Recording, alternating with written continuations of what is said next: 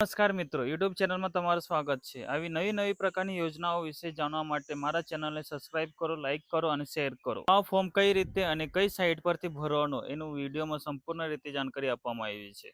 તો પૂરો વિડીયો જરૂર જો. પાસે કોઈ પણ ડિવાઇસ હશે, મોબાઈલ હશે કે લેપટોપ હશે, એના ગૂગલમાં પોર્ટલમાં જઈને આઈ ખેડૂત 2.0 ન્યૂ પોર્ટલ તરીકે લોન્ચ થયું છે એ ટાઈપ કરીને ફર્સ્ટ લિંક પર ક્લિક કરવું. જેવું તમે ફર્સ્ટ લિંક પર ક્લિક કરશો એટલે આઈ ખેડૂતનું નવું પોર્ટલ ઓપન થશે. વિડીયોને પૂરે જોશો તો જ તમને ખબર પડશે. નવા આઈ ખેડૂતના પોર્ટલ કઈ આવું ઇન્ટરફેસ તમને જોવા મળશે. પછી તમને યોજનાઓ વિશેની માહિતી આપવામાં આવી છે. તો કઈ કઈ યોજનાઓ છે? ખેતી, પશુપાલન, બાગાયત અને મત્સ્ય ઉદ્યોગ જેવી યોજનાઓ છે. ખૂણામાં તમને લોગિન પોર્ટલ જોવા મળશે, જ્યાં તમારે લોગિન કરવું ફરજિયાત છે. લોગિન કરવા માટે તમને પહેલા લાભાર્થી તરીકે નોંધણી કરવી જરૂરી છે. તો લાભાર્થી નોંધણી કરવા માટે નીચેના આઇકોન પર લાભાર્થી નોંધણી માટે અહીં ક્લિક કરવું. ક્લિક થઈ ગયા પછી તમારે લાભાર્થી તરીકે ખેડૂત છો કે ખેડૂત સિવાય સંસ્થાકીય, એટલે જે પણ તમે હશો એ વસ્તુ સિલેક્ટ કરો. તો તમે ખેડૂત છો તો ખેડૂત પર ક્લિક કરવું. લાભાર્થી નોંધણીની વિગતો તમારે પૂરી ભરવાની રહેશે, જેમ કે લાભાર્થીનો પ્રકાર, જિલ્લો, તમારો કયો જિલ્લો આવે છે, અને તાલુકો સિલેક્ટ થઈ ગયા પછી તમારું ગામ થઈ ગયા પછી સાતબાર પર જે બી તમારું ખાતા નંબર હશે એ ખાતા નંબર અહીં સિલેક્ટ કરવું. પછી ઓટોમેટિક તમારું નામ આવી જશે. જે પણ નામથી તમારે આ યોજનામાં લાભ લેવો છે એ નામ સિલેક્ટ કરીને નીચે કેપ્ચર કોડ આપવામાં આવ્યું છે એ કેપ્ચર કોડ નાખશો. કેપ્ચર કોડ નખાઈ ગયા પછી તમને નીચેની નેક્સ્ટ બટન પર ક્લિક કરવું, જેથી તમે હજુ નેક્સ્ટ પેજ પર જતા રહેશો. નેક્સ્ટ પેજ પર તમને તમારા મોબાઈલ નંબર નાખવાનો રહેશે, અથવા તમારી પાસે જે પણ ઈમેલ આઈડી હશે એ ઈમેલ આઈડી અહીંયા નાખીને ઓટીપી જનરેટ કરવાનું રહેશે. ઓટીપી જનરેટ થઈ ગયા પછી નીચે તમને ઓટીપી નાખવાની રહેશે, અને સેમ ઇટ ઇઝ ઈમેલ આઈડીની પણ ઓટીપી નીચે નાખવાની રહેશે. કોઈ પણ વસ્તુ એક નાખી શકો છો. પાસવર્ડમાં તમારે જે પણ પાસવર્ડ સેટ કરવાનો રહેશે એ પાસવર્ડ અહીંયા નાખો, પછી કન્ફર્મ પાસવર્ડ, પછી કેપ્ચર કોડ નાખીને સબમિટ કરો. એટલે તમારું લાભાર્થી તરીકે નોંધણી થઈ જશે આ ખેડૂતના નવા પોર્ટલ પર. જે પણ નવા સાથી મિત્રો જોડાયા છે, લાઈક અને સબસ્ક્રાઇબ જરૂર કરજો.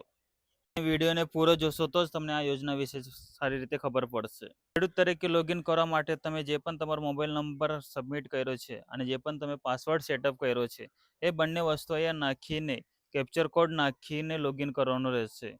તો આગળનું પેજ ઓપન થશે. આગળના પેજમાં તમારી બધી યોજનાઓ તમને શો થવા લાગી જશે. તમારે જે પણ યોજનાઓમાં લાભ લેવો છે તે અહીંયા સિલેક્ટ કરવાનું રહેશે.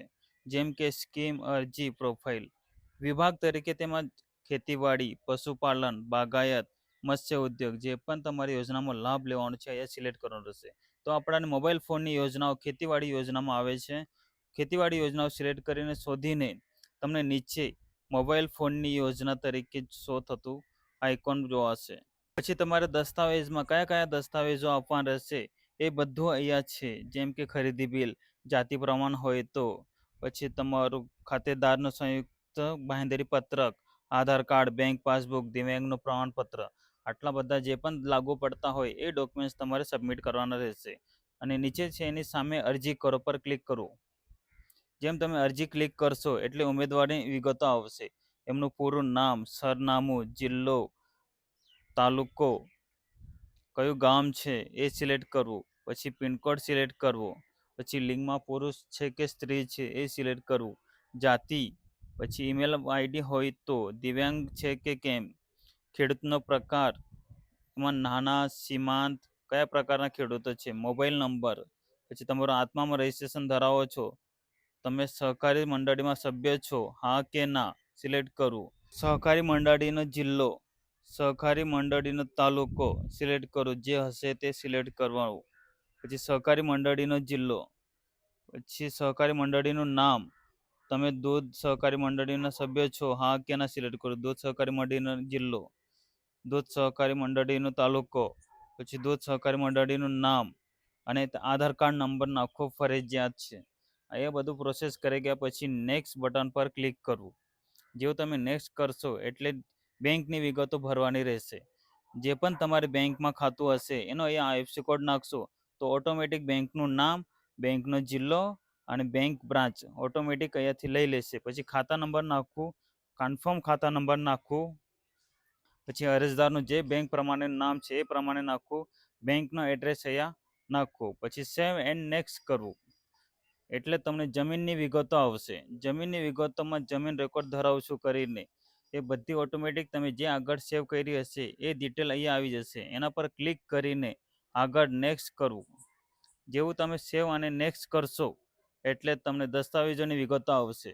દસ્તાવેજોમાં જે તમારા દસ્તાવેજો લાગુ પડતા હશે એ બધા દસ્તાવેજો તમારે અહીંયા સબમિટ કરીને ફોર્મને સબમિટ કરવું. જેવું તમે સબમિટ કરશો એટલે તમારું ફોર્મ ભરાઈ ગયું છે. ભરાઈ ગયા પછી તમારે કોઈ પણ જગ્યા પર એ સબમિટ કરવાની જરૂર નથી. ઓટોમેટિક તમને જાણ કરવામાં આવશે.